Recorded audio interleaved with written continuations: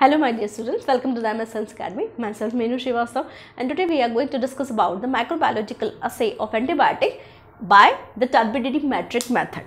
In the previous lecture we have discussed about the same assay but by the method of method A, and that is the couplet method. So now today we are going to discuss about the turbidity metric method of the microbiological assay of antibiotic. So let's start. Here the microbiological assay I have defined in the previous lecture also. Same definition I have included in this assay also, in this method also. The microbiological assay of antibiotic is based upon a comparison of the inhibition of growth of microorganism by measured concentration of antibiotic to be examined with the known concentration of a standard antibiotic preparation. Means we are just comparing our unknown sample of the antibiotic with the help of known concentration. Okay, so the known concentration of antibiotic produces such kind of the microbial suppression of growth, so that extent we will determine that particular extent. By the help of that particular extent we will determine our concentration, our unknown concentration also. Okay, now in the turbidity metric method, it depends upon the inhibition of growth of microbial cell in a liquid culture media. So in the liquid culture media, the microbial cell will microbial cell growth inhibit. Okay, and if the antibiotic kill the microorganism, the turbidity of the culture the turbidity of the culture media reduces. The turbidity of culture media is reduces. How the turbidity comes? When the nutrient, when the microorganism grow in the liquid media, so automatically the microorganism will grow and it produce the turbidity. But when the antibiotic work on that microbial flora or the microorganism, then the microorganism growth will suppress. So automatically turbidity will reduce. So here the culture media, the turbidity of the culture media reduces, and this was observed spectrophotometrically by measuring the absorbance of light. Okay, so this turbidity will determine with the help of absorbance of light. Okay, now the absorbance is correlated with the concentration determined of the unknown concentration. Okay, so absorbance can correlate with the help of unknown concentration. Now how is the procedure we will do? Let's start it. We will start. Procedure is that, before starting the procedure, I want to say that to perform any kind of assay, you have to keep in your mind that all the glasswares and all the preparations should be very much highly sterilized. Otherwise, your all procedure will spoil. Okay, so here now we'll start the procedure. First, the stock dilutions we will prepare. Now, as we have discussed in the couplet method, that the stock preparations for the standard antibiotic we will prepare and keep in the refrigerator. So whenever we will require, just take from the from that stock preparation. So same thing we will do here also, and with this stock preparation. Suppose that, what is the stock preparation? Suppose that in the stock preparation the concentration of the stock preparation is that in 100 ml solvent we dissolve is the 1 gram of antibiotic. So the concentration of the stock is that 1 gram per 100 ml. This is the concentration. Okay, so from that concentrated from that stock preparation we will prepare the 10 dilution. We will prepare the 5 dilutions: S1, S2, S3, S4 and S5. Now the S1 is the lowest concentration. You have to keep in your mind that S1 is the lowest concentration, where S5 is the highest concentration.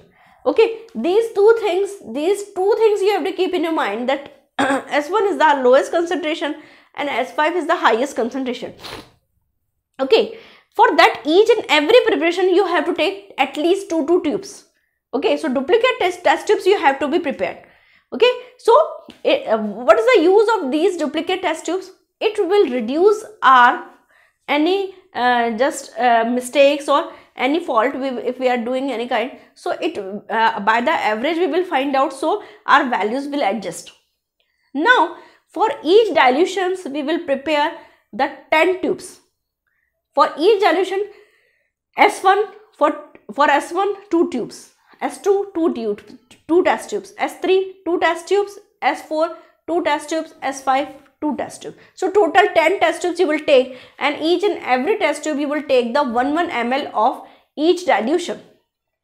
And after taking the 1 ml standard dilution, take the 9 ml nutrient medium or the nutrient broth which is previously seeded with the microorganism. The microorganism is previously inoculated in a proper nutrient broth. Okay, so the 24 to 48 hours culture you have to be prepared so that the microorganism will easily grow. Okay, so because the test microorganism also want time to reproduce. So for that you have to previously inoculated the microorganism in a nutrient broth or nutrient media. In this turbidity method, you have to inoculate in the nutrient broth. From that previously seeded microorganism nutrient broth, you have to take 99 ml nutrient broth and just pour into each and every test tube. So here, if you are taking the 10 test tubes, 1, 2, 3, 4, 5, 6, 7, 8, 9, 10. So this is the S1 preparation, S2 preparation, S3 preparation, S4 and S5 preparation. Okay. So here for 1 ml you will pour 1 ml and 9 ml you will just pour the all medium. Okay. Now prepare the test preparation. Now for the test preparation, take the 2 test tubes. Okay. Take the 2 test tubes and 1 ml of unknown concentration of antibiotic and 9 ml of microbial suspension. After that, after preparing the test sample preparations, now prepare the 3 control tubes. One is with inoculated culture media. Okay, already culture media is inoculated with the microorganism and take as a culture control. Second test tube, one with the inoculated culture media with 0.5 ml formaldehyde solution, which help as a blank solution. Now the third one with the uninoculated culture media. Okay, so why we are taking the uninoculated culture media? If any kind of the if uninoculated culture media test tube is having any kind of the turbidity after incubation, that means there is a one mistake in your culture media. So we will stop our preparation from that time also. Okay, so that's why we are preparing the one uninoculated culture media test tube. Now all the test tubes go for the incubation on water bath at 37 degrees Celsius for 3 to 4 hours. After incubation, add all the test tubes, 10 here standard preparations and 2 here, 10 plus 2 preparation. Okay, total 12 preparation. After incubation, add 0.5 ml formaldehyde solution to each tubes. Okay, 12 preparations incubate, and after incubation add 0.5 ml formaldehyde solution.